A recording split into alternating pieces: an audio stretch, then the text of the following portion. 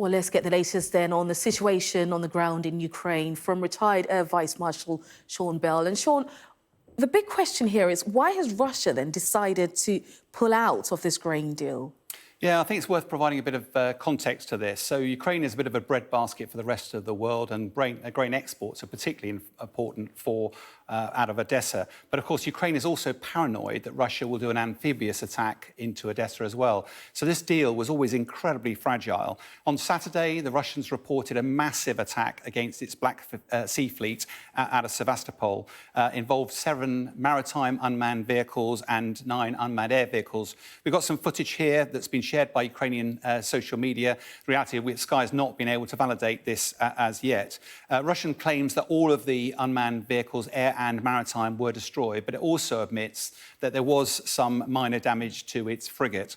It's worth putting into context that the Russians also said there was minor damage to the Moskva some months back, when, of course, a couple of days later, that vessel was sunk. But returning to the grain deal itself, that was always due to be reviewed in November, but overnight, Russia's said it's pulling out of it straight away now because it's claimed it can't guarantee the security and safety of the civilian ships transporting the grain out of Odessa.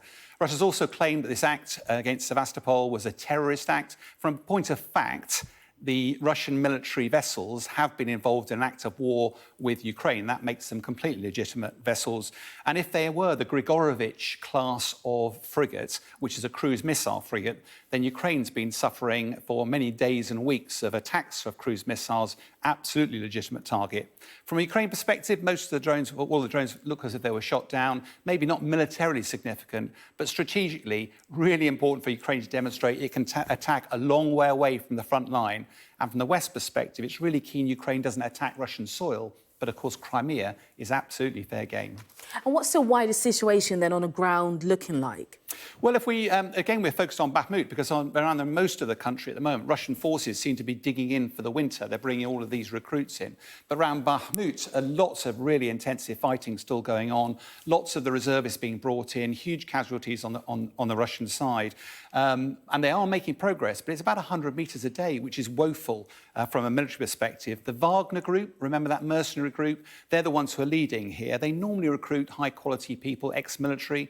Widespread reports at the moment that they're actually recruiting convicts and those with underlying health conditions like HIV and hepatitis C. Really evident that they're focusing on quantity, not quality at the moment. And just bring us up to date then with the latest that's happening around the Kherson region, some claims coming in from Russia.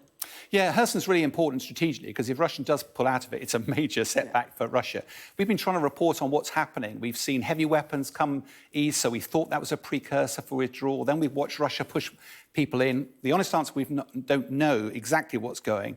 But really interesting news that's come out overnight, that the Russian 18th century statesman, Prince Gregory Potemkin, who was linked to Russian conquests of Ukrainian lands in the 18th century, his remains were in Kherson Cathedral. Apparently, they've been taken out of that cathedral and taken back to Russia.